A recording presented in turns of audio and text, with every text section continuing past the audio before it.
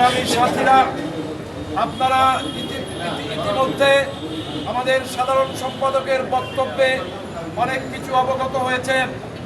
আমি আমার বক্তব্যের প্রারম্ভে বিদ্যুৎ উন্নয়ন বোর্ডের প্রশাসনের কাছে আমার একটি প্রশ্ন।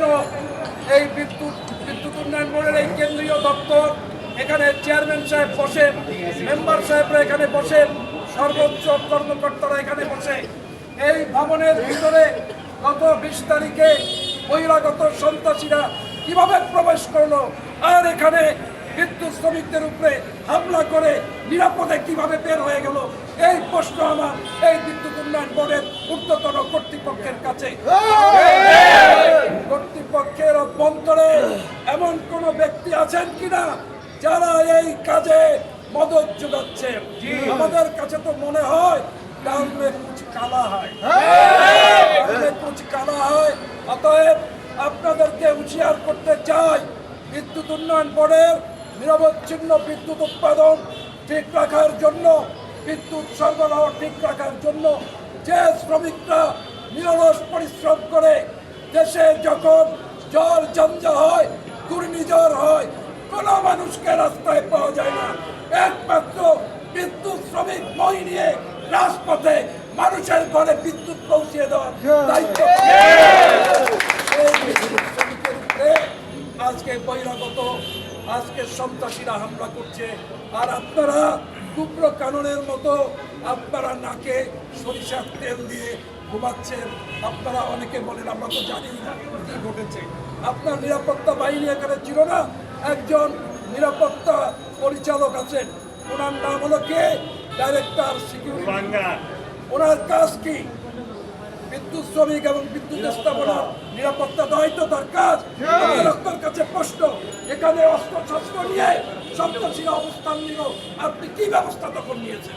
আপনি কোনো ব্যবস্থা নেন নাই, না নিয়ে বরং আপনি নীরব ছিলেন, যাতে বিদ্যুৎ শ্রমিকদের উপরে তারা হামলা করে নিরাপদে যেতে পারে।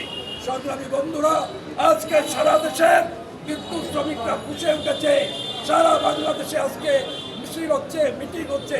সংগ্রামী বন্ধুরা, আজকে দেখেন 98% মুসলমানের দেশে একটা আদেশ জারি করেছে, কি? বিদ্যুৎ উন্নয়ন বোর্ডের কোনো স্থাপনা বা প্রিমিসেসের ভিতরে কোনো ইফতার পার্টি করা যাবে না। এটা হয় না, গ্রহণযোগ্য না। এই ধরনের আদেশ কারা করে? চেয়ারম্যান সাহেব, আপনাকে বিতর্কিত করার জন্য আপনার অজান্তেই এখানে অনেক কিছু হচ্ছে, আপনি জানেন না। কারণ এই বিদ্যুৎ উন্নয়ন বোর্ডে এখনো বঙ্গবন্ধু প্রকৌশলী পরিষদের কর্মকর্তারা আছে, বঙ্গবন্ধুর নেতারা এখানে এখনো আছে।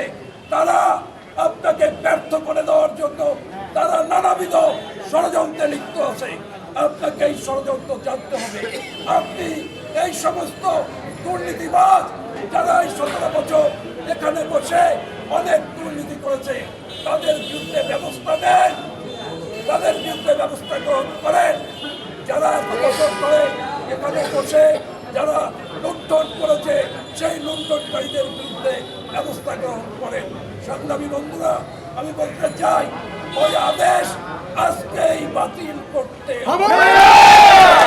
ওই আদেশ বাংলাদেশের কোনো মানুষ মানতে পারে না।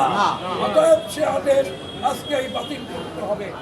আর আমাদের যে হামলা হলো এবং এখানে আওয়ামী লীগকে, শ্রমিক লীগকে প্রতিষ্ঠিত করার জন্য যে চেষ্টা করা হচ্ছে, তার বিরুদ্ধে আমাদের প্রতিরোধ, এবং আজকে আমরা মাননীয় চেয়ারম্যান সহ ঊর্ধ্বতন কর্তৃপক্ষের কাছে আমরা স্মারকলিপি দেব।